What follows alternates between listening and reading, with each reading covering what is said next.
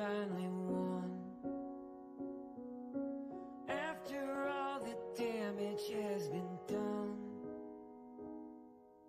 you will look around and have to ask yourself, did you wake up with the lions, or did you just stay asleep? Our mission now is to build a new campus for ages 5 to 18 that will serve as the shining alternative to the destructive path our school systems are currently on. My production team will document the process, and together we will produce a full-length documentary that will be shared for free globally. This documentary will provide step-by-step instructions that will allow just about anyone, anywhere to create for their children what we've created for ours.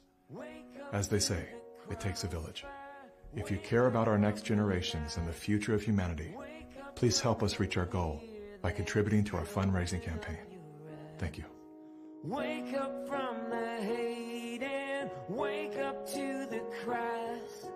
Wake up as a warrior, fighting for what's right. So will you wake up with the lions, or will you just stay asleep? Ladies and gentlemen, honored guests and truth seekers, welcome to this groundbreaking film premiere. We extend our heartfelt gratitude to our esteemed sponsors, whose unwavering support has made this night possible and free for all. Tonight, we unite in pursuit of truth and a better way forward. Remember that this is not just a cinematic experience. It's a catalyst for change.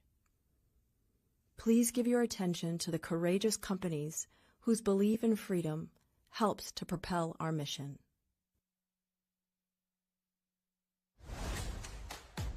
Good morning, good afternoon, good evening, wherever you are out there in this beautiful world. It's time to step out onto the high wire. It's time to step out on the high wire. It's time to step out onto the high wire. It is time to step out on the high wire. The High Wire, an award-winning weekly health news and talk show dedicated to delivering you the truth on the hottest topics vital to your health. I appreciate your segment for digging deep, looking at the data, what is real. Emmy award-winning host Del Bigtree brings you the latest science and evidence, putting the power of factual information in your hand. Here's the evidence, here's the science. Del, thank you for your bravery and your team's bravery. Thank you for all you've done. It's brave, bold, trusted news.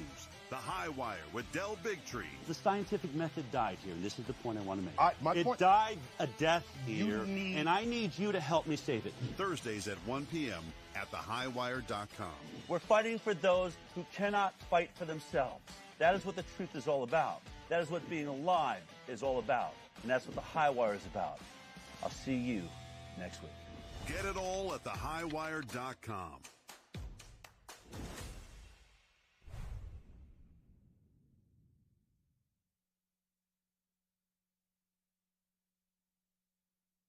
Jesus said, give to Caesar what is Caesar's. Did you know that you already pay Caesar and that there is an imposter pretending to legally tax you without any law forcing you to do so? My name is Peyman Motahede with Freedom Law School, and I want to set you free from IRS slavery. I haven't paid income tax in over 30 years, and you don't have to either. Millionaires, TV hosts, and even former IRS agents have all trusted my plan and broken free from tax slavery legally. Instead of paying the DC swamp for killer vaccines and the communist deep state, you can take your tax dollars and fund movies like Plandemic 3 and Died Suddenly 2. Break free from IRS deception. Go to freedomlawschool.org now.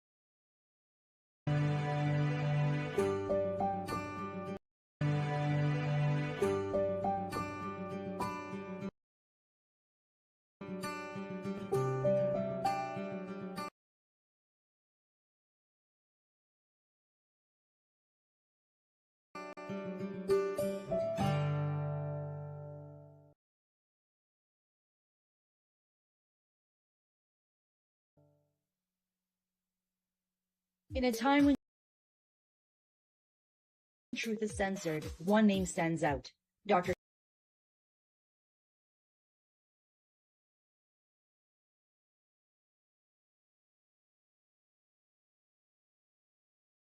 Sherry Tenpenny, the relentless seeker of knowledge and defender of freedom. Explore groundbreaking findings at drtenpenny.com. Ignite your mind with riveting podcasts,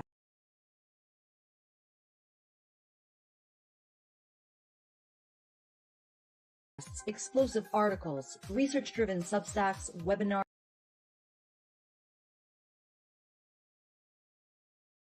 ebooks, and more.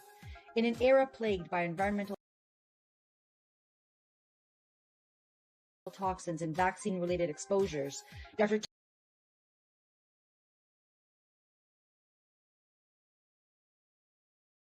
Tenpenny has expertly crafted a selection of safe detox protocols that facilitate profound healing at a cellular level.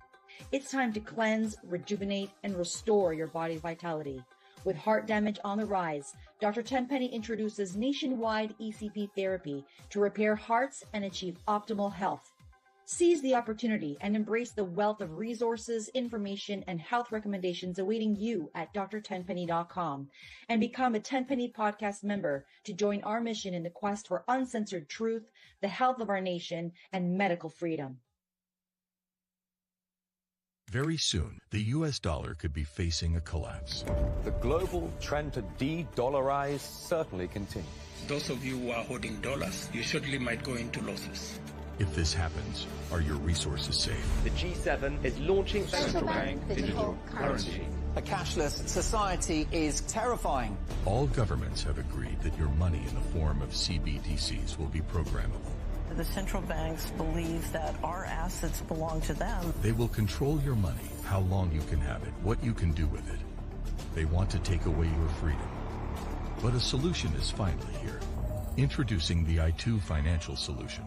An alternative to CBDCs. The first ever 100% secure and 100% insured uncensored financial solution for all your money. Merchant services easily store your money and your digital assets. Anonymous Visa, debit cards, swap and hold currencies. Buy gold and silver instantly. Easy, fast, secure. 100% fully insured, empowering you with the freedom to choose. The future of humanity is secure.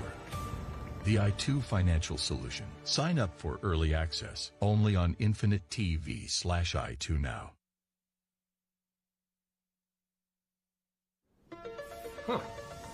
Good evening and happy obedience to you. Our top story tonight: why are young people dying suddenly all the time? It must be old age. Moving along. In other news, the nation continues to be plagued by dangerous conspiracy theorists who are spreading baseless, false claims that there's something called natural immunity. While there's certainly no science to substantiate this harmful misinformation, the conspiracy theorists believe what they call God just gave them this alleged natural immunity. These extremists with a lion-like mentality are being rather non-compliant with our pharmaceutical business plan, and that's not good for anybody, especially our shareholders. So don't be a moron, and for God's sakes, please don't be a lion. We at the establishment would like to cordially invite you to feel afraid so you can increase your levels of obedience with our extremely well-tested, safe and effective route of immunity. It's the only way. And all for your protection, of course. Now, if you'll excuse me, I've got to go cash some checks I was given for selling my soul. There actually is another way. Introducing Fierce Immunity by Rebel Lion. Fierce Immunity is made for the lions of the world. And at Rebel Lions, we believe that health equals freedom, and your immune system is the constitution of your health. With all the deception about health and immunity in the world, we at Rebel Lion believe it's time for a change. That's why we bring integrity down to the molecule.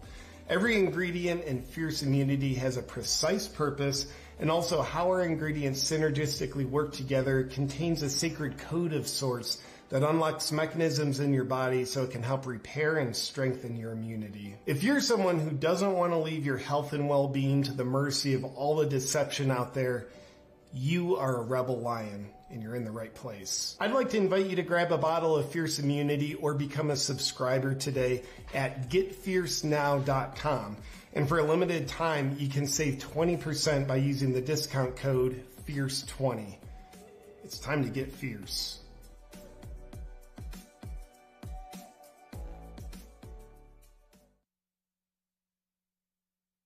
Thank you once again to our amazing sponsors for their support. Their commitment to truth has amplified our voice.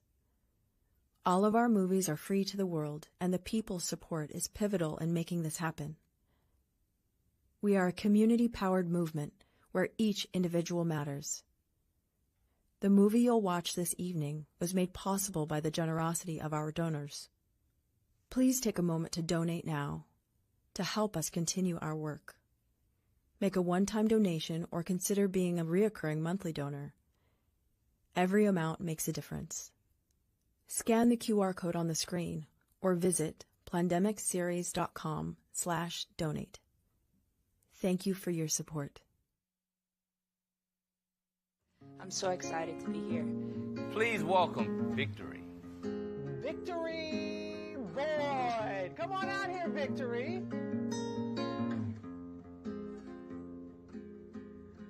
Love is a game I learned the hard way. Recording artist Victory Boyd declined the vaccine for religious reasons. And her punishment for non-compliance, the NFL canceled her national anthem performance on opening day. Freedom,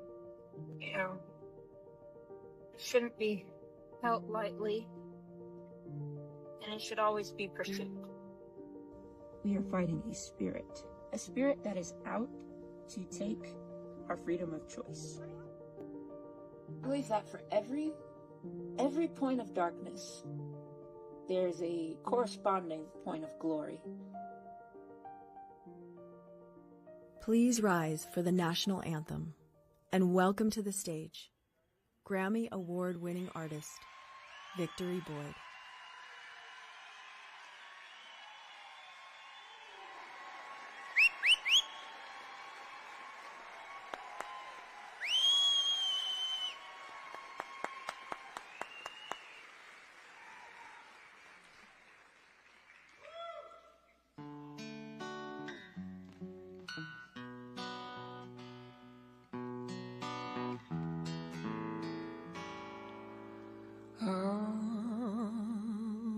Say, can you see by the dawn's early light what so proudly we hailed at the twilight's last gleaming, whose broad stripes and bright stars through the perilous fight o'er the ramparts we watched were so gallantly streaming,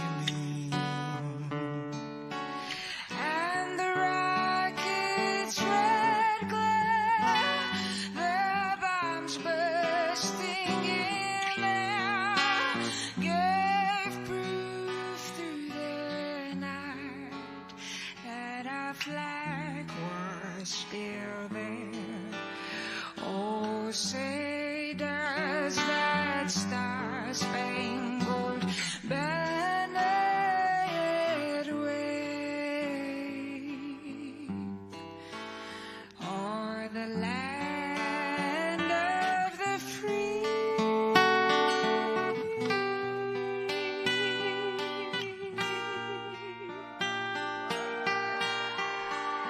And the home of the brave.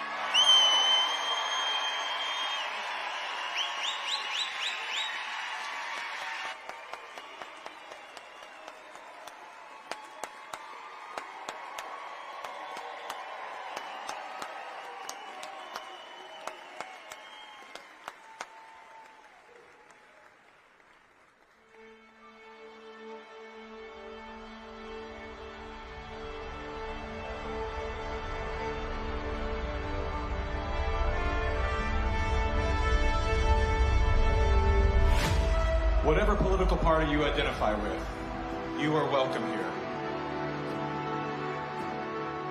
Whatever color, culture, or creed you identify with, you are welcome here.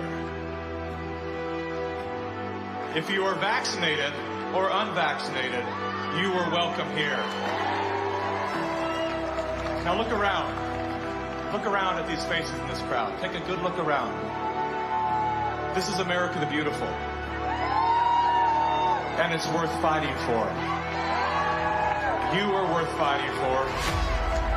Your children are worth fighting for. Our freedom is worth fighting for.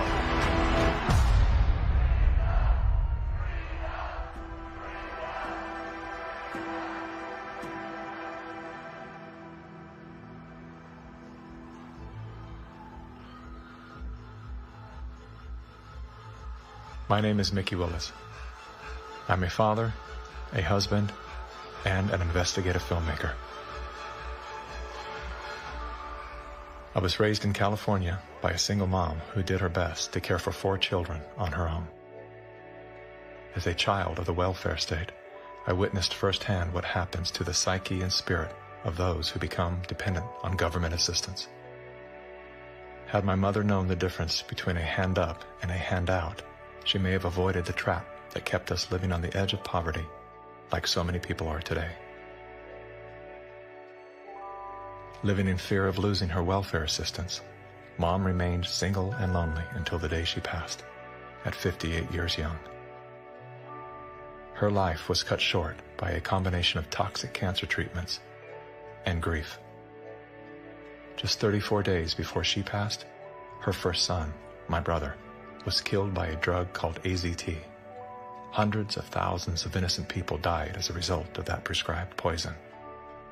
The pusher of AZT was none other than Dr. Anthony Fauci. A combination of toxic the reason that only one drug has been made available, AZT, because it's the only drug that has been shown to be safe and effective. Well, it's certainly nice to know that the future looks brighter. Was killed by a drug called AZT. 30 years later, there he was again.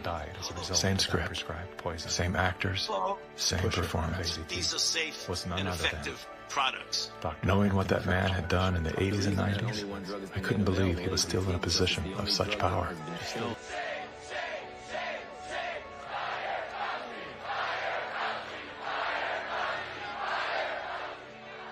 As the world descended into synchronized tyranny, I began to ask myself, how did they get everyone to go along with this? Great. Oh, it feels so good. I know. Obsessed with finding the answer, I began studying every moment in recorded history where masses of people devolved into a state of self-destruction. Down that rabbit hole was where I discovered the work of G. Edward Griffin. Again, let me say welcome to our home. Since the 1960s, Mr. Griffin has been warning the world of the communist plot to overtake America. Yes, I know, communism. Mr. Gorbachev, tear down this wall. That thing we've all been told fell with the Berlin Wall. How do you measure such an astonishing moment in history? It was Napoleon who said, "History is a lie agreed upon." Ironically, there's no evidence that Napoleon ever said that. As we're about to discover together, much of our history has been rewritten to serve an agenda that up until recently was invisible to the average person. Average, like this guy. Everyone's talking about the necessity for change right now, particularly here in the U.S. Over the past few months, as a filmmaker, I've had the honor of documenting the political revolution. That was me in 2016, the year of my political awakening. Come on board the political revolution. I was touring with the Bernie Sanders campaign, creating media to help his grassroots movement grow. At that time, I knew very little about socialism and even less about democratic socialism. As it turned out, I wasn't the only one. So my Bernie bros, how do we redistribute wealth through taxation without expanding the powers of the federal government? Bernie Sanders!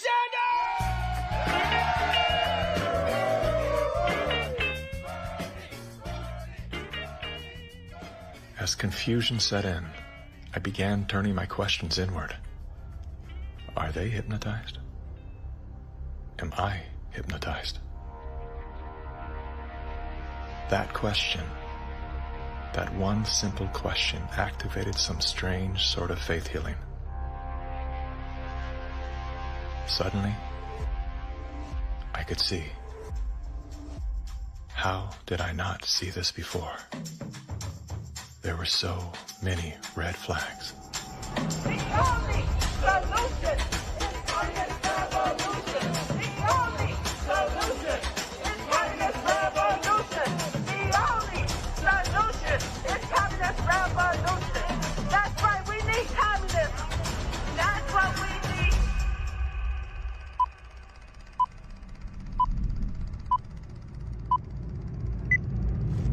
I'm well aware that whether you're here in person or through the medium of motion picture, that for most of you, it's not easy to fit meetings of this kind into your schedules. But the fact that you are here indicates that you do have an interest in the subject. So in order not to waste any of your time, let's dispense with the usual preliminaries and get right down to the business at hand. We're going to examine in quite a bit of detail the communist theory and practice of revolution, particularly as applied to the United States. Now, this will not be something dreamed up out of thin air. This will be the strategy as taught by them and advocated by them in their own manuals, in their textbooks, and in their schools. The new program of the Communist Party on this subject has this to say. The term socialism describes but the first stage of a new society that in its full development is called communism. Socialism is a transitional stage. Jim Carrey, everybody. I went out today and bought me some freedom-friendly Nikes. Yeah, that's right. As a salute to Colin Kaepernick, to Nike, congratulations on your fantastic choice. Thank you so much. Well, it's good to be back in great to dystopian America. The Republicans are running with the word socialism. They're trying to say... They're trying to scare people. Scare people. It's communism. It's Venezuela, Trump says. We're going to be living in Venezuela. I grew up in Canada. I'm here to tell you that this bullshit line that you get on all of the political shows from people is that it's a failure. The system is a failure in Canada. It is not a failure in Canada. I never waited for anything in my life. I chose my own doctors. My mother never paid for a prescription. It was fantastic. And I just got back from Vancouver, and I keep hearing this, like, Canadians are so nice. Canadians are so nice. They can be nice because they have health care.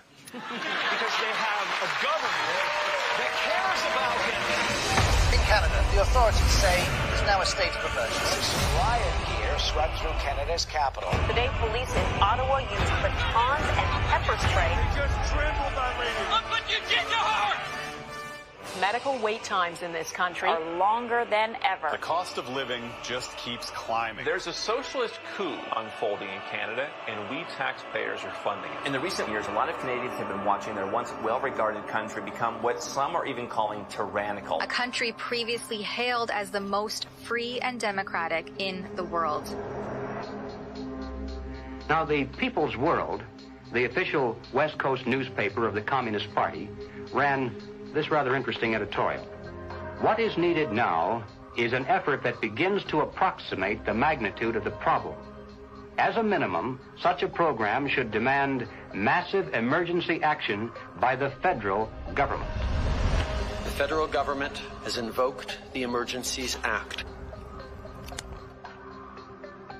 As of today, a bank or other financial service provider will be able to immediately freeze or suspend an account without a court order. If you are involved in this protest, we will actively look to identify you and follow up with financial sanctions and criminal charges. Banks have already started to freeze the accounts of people involved in the protests. Please get out. Immediately get out. Intimidating people in a church during the Passover. Unbelievable. Growing up under communist dictatorship, I have been warning Canadians that that's what's coming. I could smell it. I could see it at every corner. We will not put up with this anymore. We are fighting back. Protests, public protests are an important part of making sure we're getting messages out there, but using protests to demand changes to public policy is something that that I think is worrisome. Okay. So here we have the Prime Minister of Canada saying that, yes, we have a highly functioning democracy and they have the right and freedom to protest. However, if those protests are used to demand change in government policy, then no. The small fringe minority who are holding unacceptable views that they're expressing.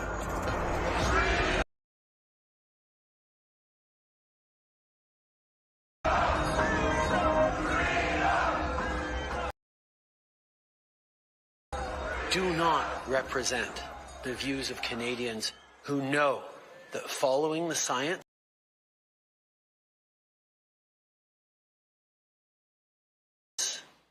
and stepping up to protect each other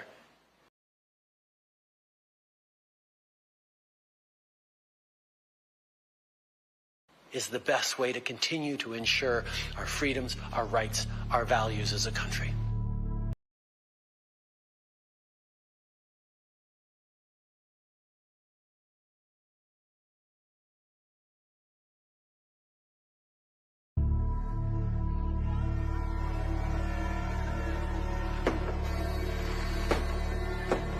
Liberal Prime Minister Justin Trudeau claims to be following the science, but Trudeau's science often comes in the form of this bizarre authoritarian technocracy. I think that Justin Trudeau stepped on the landmine when he weaponized the banking system in Canada against the truckers. Those peaceful trucker protests, you know, their most violent act was honking their horns. And in retaliation, they had their access to their bank accounts, and anybody that supported them in any way had their access to bank accounts eliminated. And at that moment in time, we all came to realize what was really going down. Even with Sun TV watching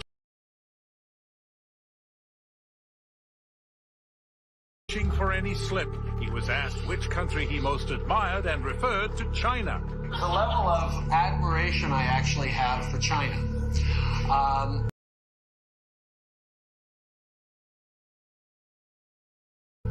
Because their basic dictatorship is allowing them. I applaud China for stepping up. Excuse me, I applaud Canada.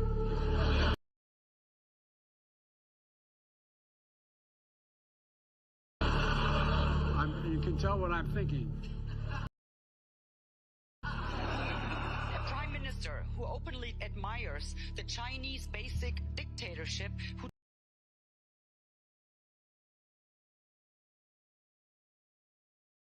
tramples on fundamental rights by persecuting and criminalizing his own citizens as terrorists just because they dared to stand up to his perverted concept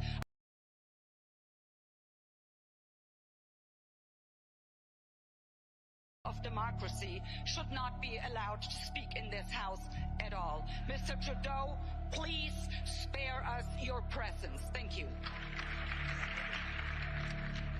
Canadians know where I stand. This is a moment for responsible leaders to think carefully about where they stand and who they stand with. While Justin Trudeau makes a compelling case study, he is not the only dictator on the rise. Under the new rules provided by the COVID-19 emergency, many other elected leaders were empowered to show their true colors. Interesting how they all marched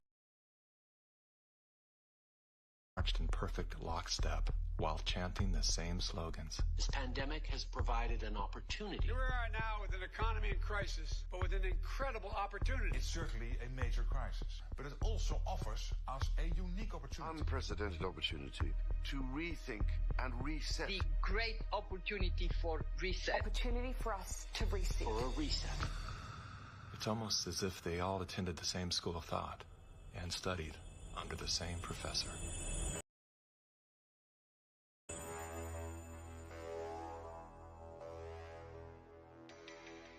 Some people would say this revolution is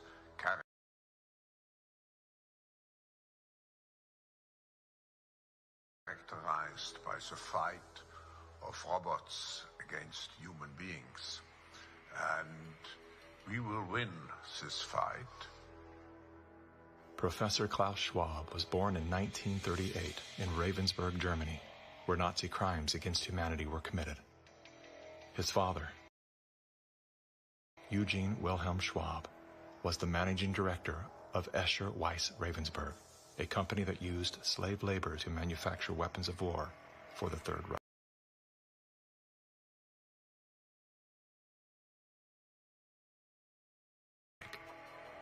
While Klaus's father was at the helm, the Nazi Party awarded Escher Weiss Ravensburg the title of National Socialist Model Company.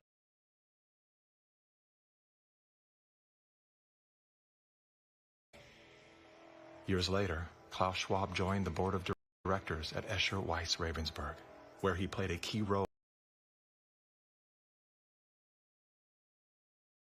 in the development of South Africa's nuclear weapons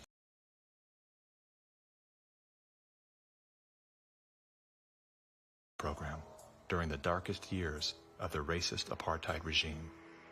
Today, Klaus Schwab is the founder and executive chairman of the World Economic Forum.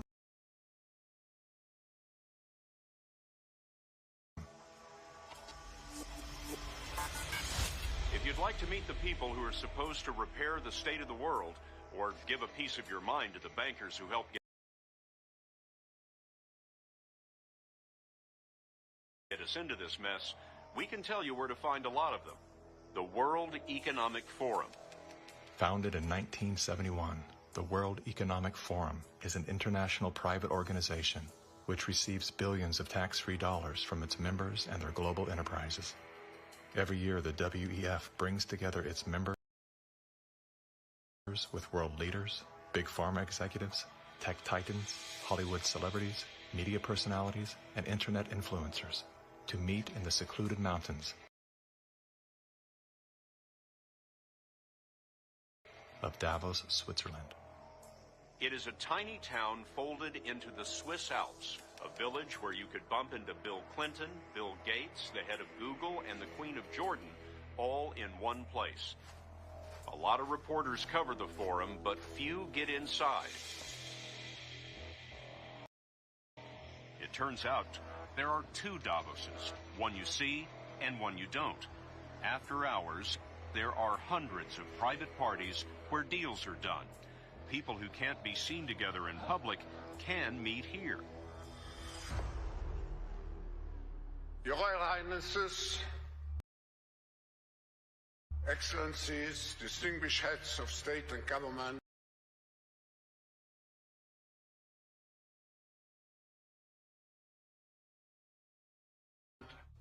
the future is built by us, by a powerful community as you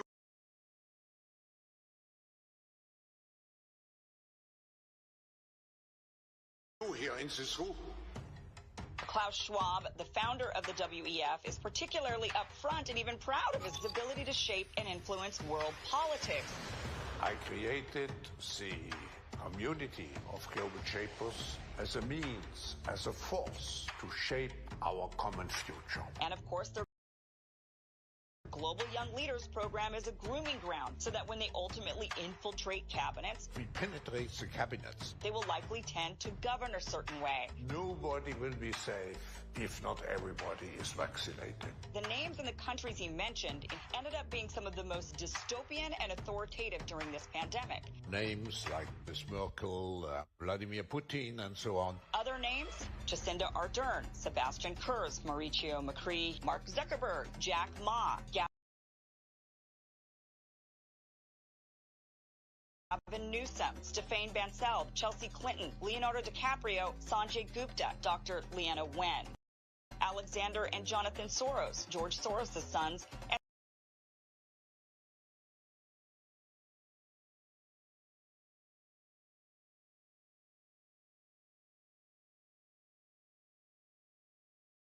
several of the Rothschilds, and of course. Now who could represent such a world better than you, Prime Minister? In 2014, Klaus Schwab called for for the Great Reset. We need a great reset, which he positioned as the solution to the world's most urgent issues. The dark reality of Schwab's agenda is detailed in his best-selling book, COVID-19, The Great Reset. His endgame mission is to replace independent governance with a top-down controlled, one world government and a central bank-controlled digital currency. When they say, you'll be happy, what they mean is, you'll be enslaved. That's why they're talking about a Great Reset.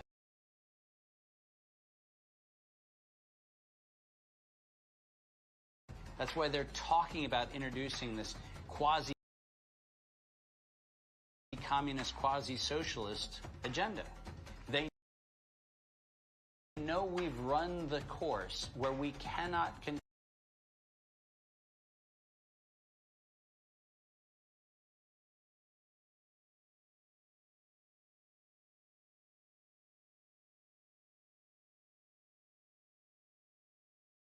continue down the path of the ever-increasing indebtedness, because we have a generation that quite literally cannot afford to buy a house. Millions of Americans are priced out of buying a home.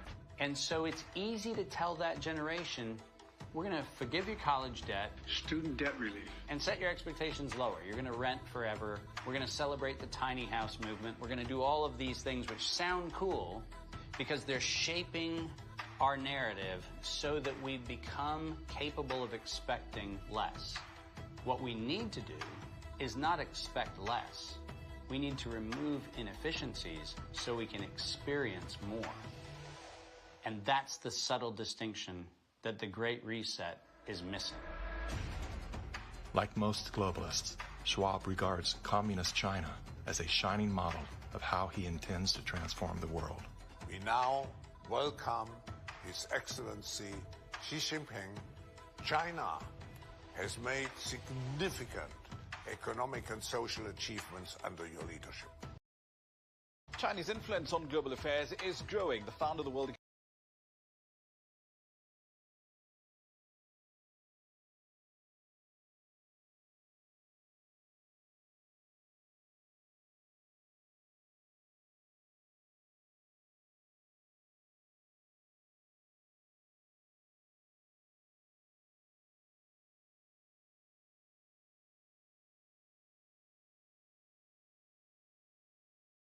Economic Forum, Klaus Schwab says that this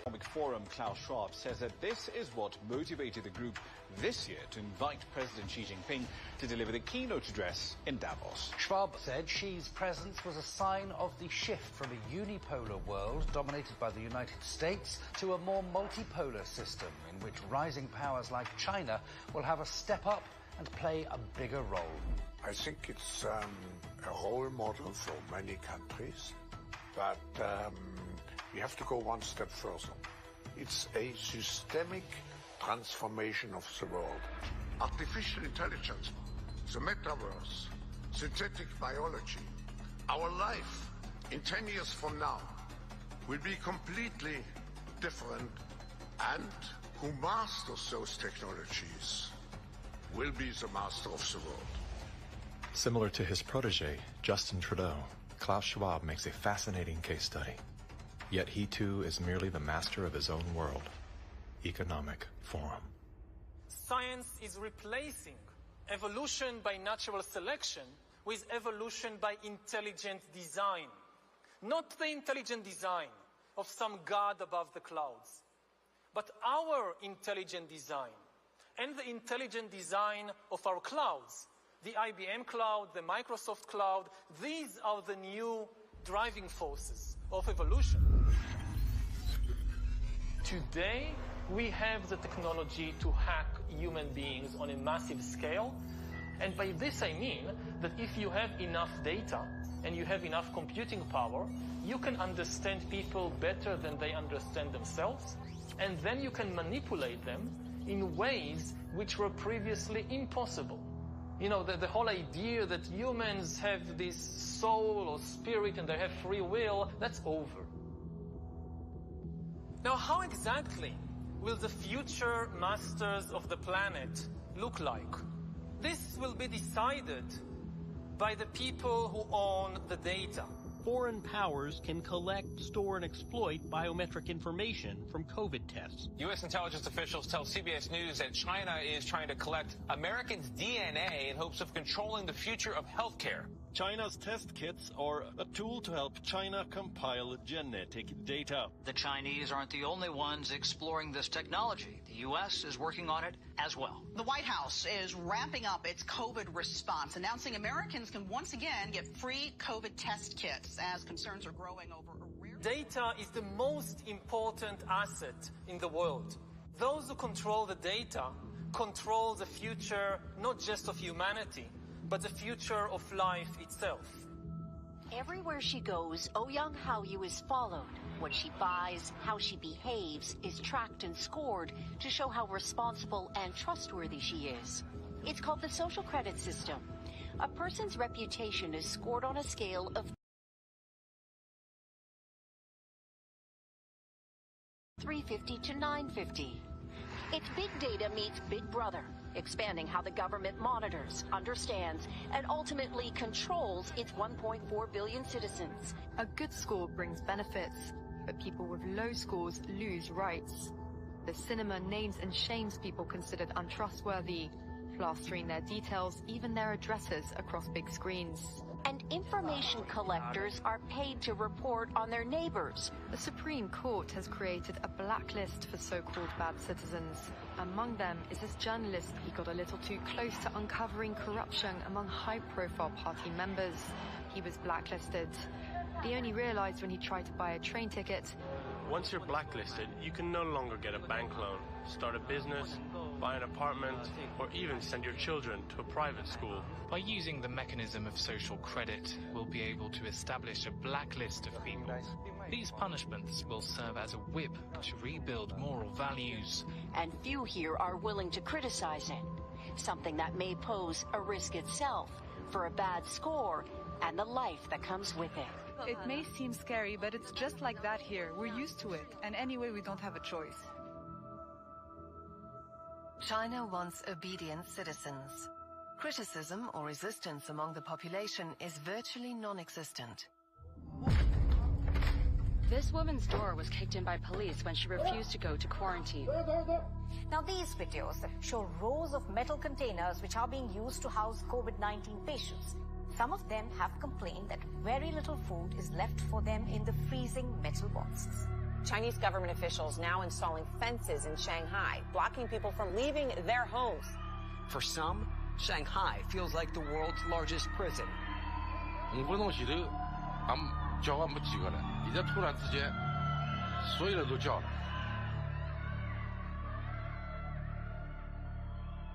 How does a handful of autocrats gain total control over a population of 1.4 billion? I have 2 master degrees, one in clinical psychology, one in statistics. And at the beginning of the crisis, I started to study the statistics a little bit. The initial mathematical models and the initial statistics all had dramatically overrated the dangerousness of the virus. That was the moment when I started to think how it was possible that an entire society and an entire population was in the grip of a narrative which in many respects was blatantly wrong. After a few months it became clear to me that the only mechanism that could explain what was happening in society was what is usually referred to as mass formation.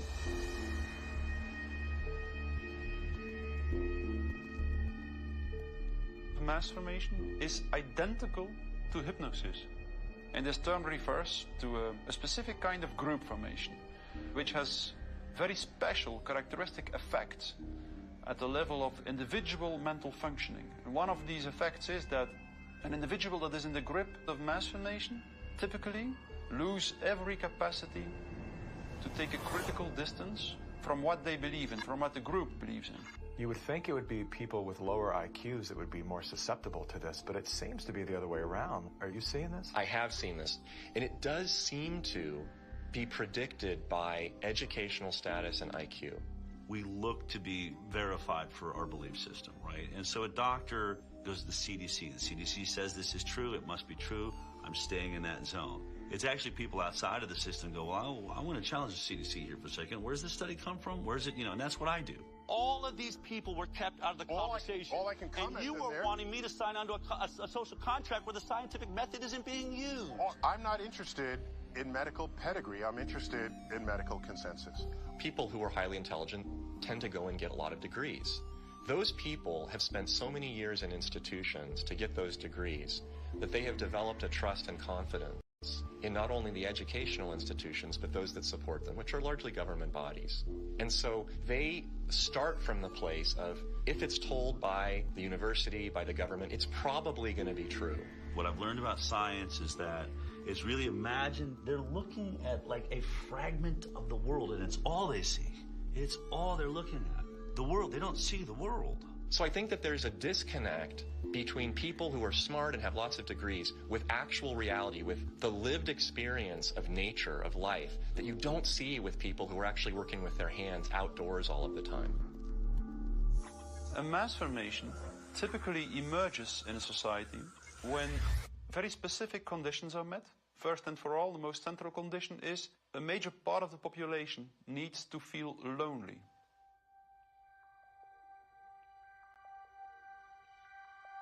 Doctors say the very rules to keep people safe from the virus are doing great damage when it comes to anxiety, depression, and even suicide. And now everyone is suffering, but children are particularly at risk. The real pandemic here is the psychological warfare that's being waged on every single human being. See, if you take a human being and you put them in a chronic fear state, and you couple that with human isolation, what happens is they psychologically decompensate and live in such emotional pain that they will gravitate in an irrational way to anything that you promise them will alleviate that pain. Once people feel disconnected from their environment, they will typically start to experience a lack of meaning-making in life.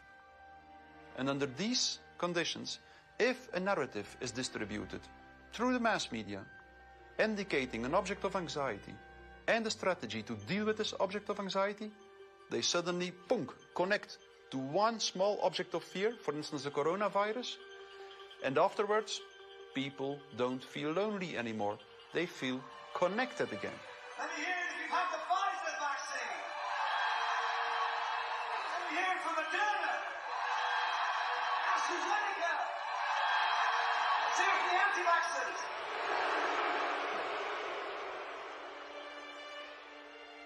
The new kind of social bond is highly problematic, just because the connections between the individuals even deteriorate more, and the bond between the individual and the collective becomes stronger and stronger and stronger, which make them willing to sacrifice everything for the collective. Its health, its wealth, the future of its children, everything. Something else that is really characteristic of individuals in mass formation is that they become radically intolerant for dissonant voices. The people who are not getting vaccines, it's time to start shaming them. What else? Or leave them behind. Vaccinated person having a heart attack? Yes, come right on in. We'll take care of you. Unvaccinated guy, rest in peace, Wheezy.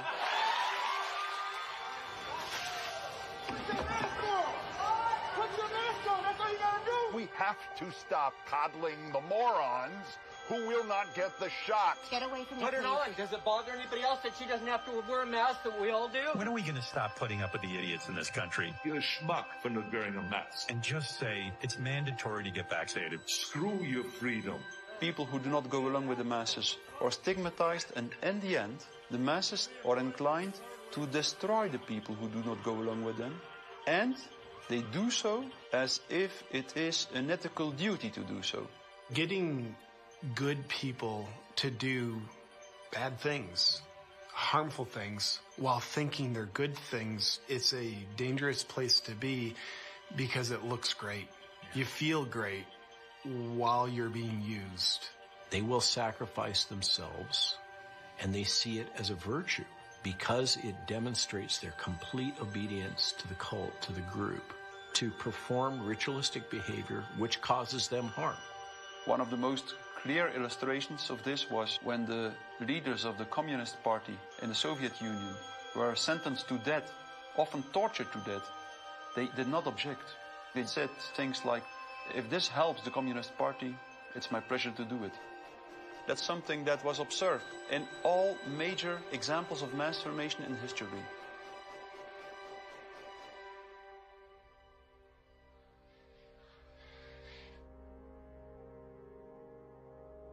I was born in Communist China 2 years before Mao started his Cultural Revolution. So we had to be indoctrinated and chanting slogans and holding Chairman Mao's little red books to say, long live Chairman Mao, long live Communist Party. Inspired by Soviet Union dictators Vladimir Lenin and Joseph Stalin, China's communist leader, Mao Zedong, borrowed from the playbook of the Russian Revolution. To fight anti-communist forces, Lenin organized a military branch of his Communist Party, known as the Red Army. Following suit, Mao branded his army the Red Guards. However, Mao's soldiers were not enlisted from his military.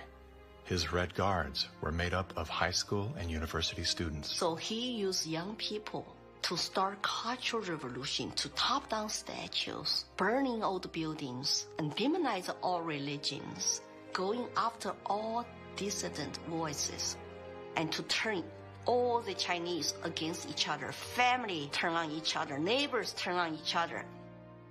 Chairman Mao, as he was known, was deeply influenced by Lenin's ideas on Marxism and revolution, and often praised Stalin as a great leader. He started his Great Leap Forward campaign in the 50s and killed 2 million landlord owners.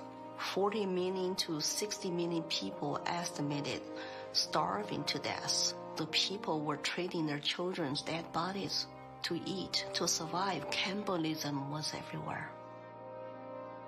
Through war, torture, execution, and famine, Chairman Mao caused the death of 80 million innocent people, making him the deadliest dictator of all time. China shaved the heads of women, put them all in unattractive asexual clothes, did the same thing for the men.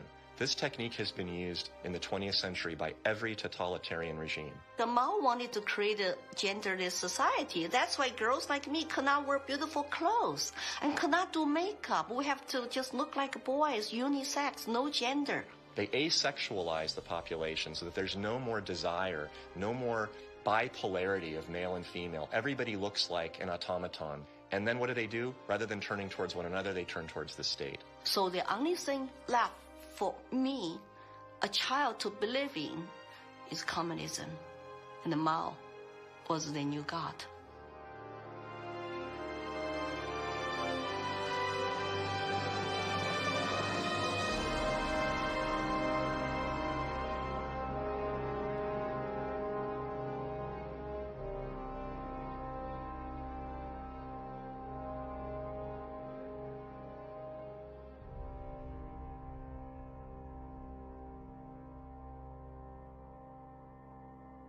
Now, in China, the government is not only cracking down on Muslims, but on other religions as well, as it pushes to assert communist ideology. Here's something else that is banned in China: Falun Gong, a religious movement that emphasizes on spiritual enlightenment and cultivation of virtue.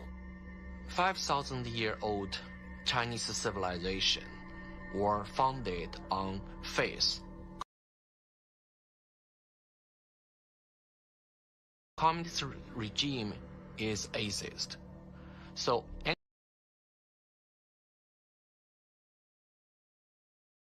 philosophies which encourage people to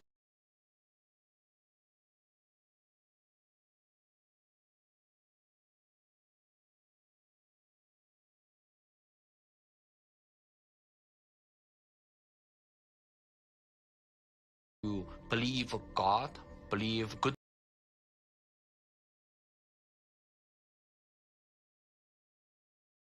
things, it's something they don't like.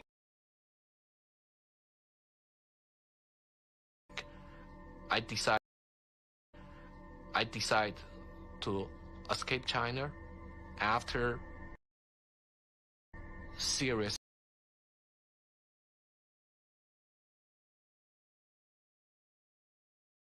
persecution I have experienced. Under the pretext of COVID-19 coronavirus, the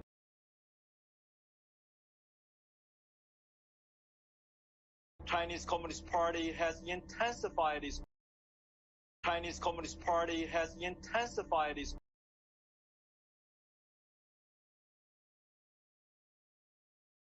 persecution. We were arrested several times and detained in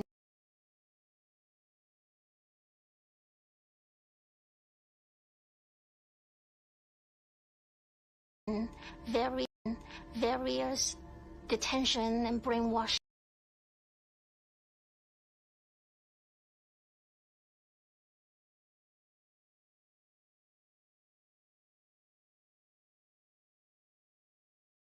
centers. Over the past few years, a vast network of camps has been built across Xinjiang. A series of classified bulletins show how easy it is to be singled out by the Chinese government for education and training. The U.S. Defense Department says as many as 3 million are being forcibly detained in re-education and forced labor camps. China calls them thought transformation camps built to prevent extremism from spreading, but reports indicate they're more like prisons. When I was detained in detention center, I was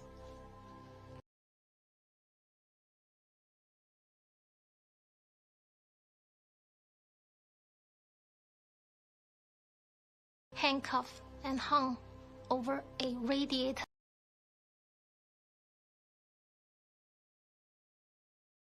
A pipe with my toes barely touching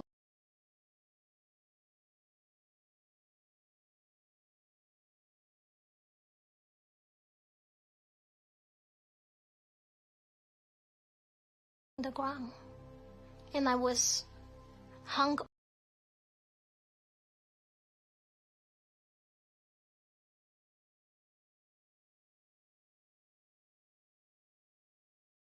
over there for 3 days.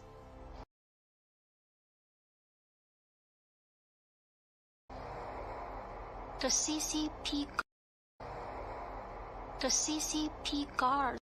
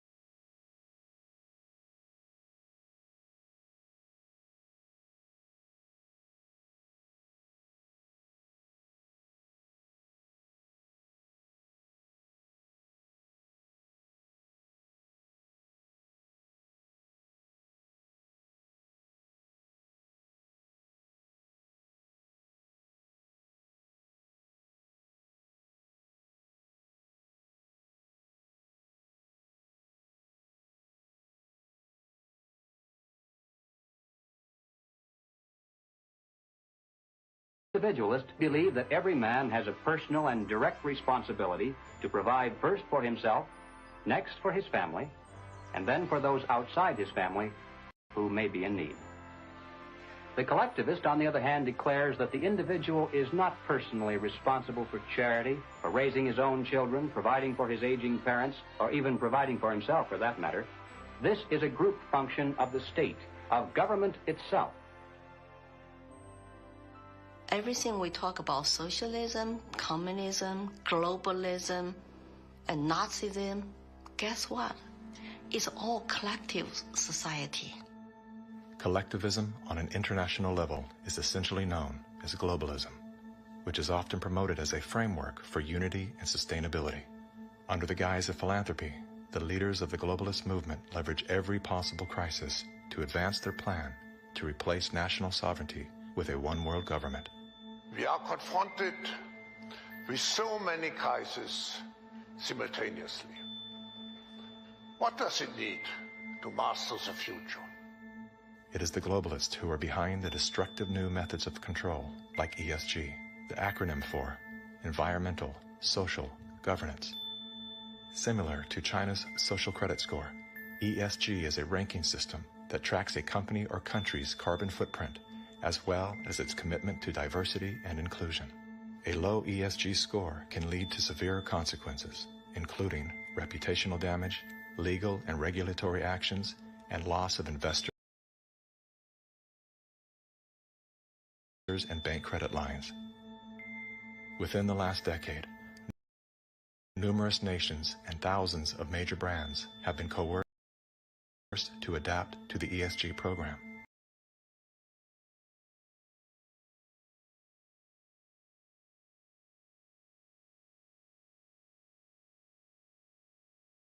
And today, many of them are paying the price.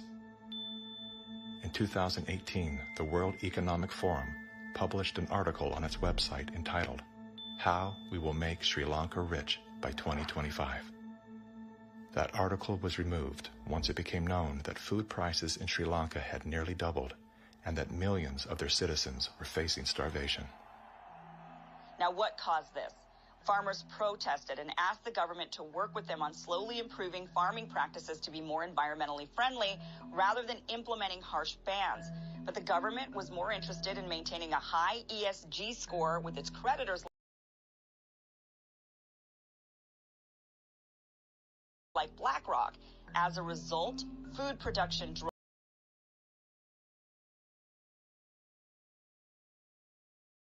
drastically, with farmers expecting crop losses of 85%. The country had to begin spending money on imports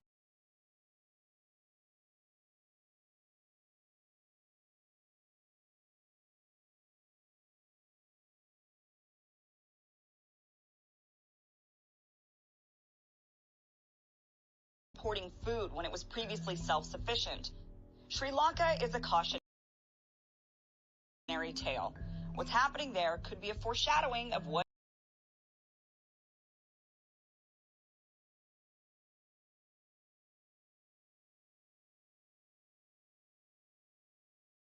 in store for us if we don't take heed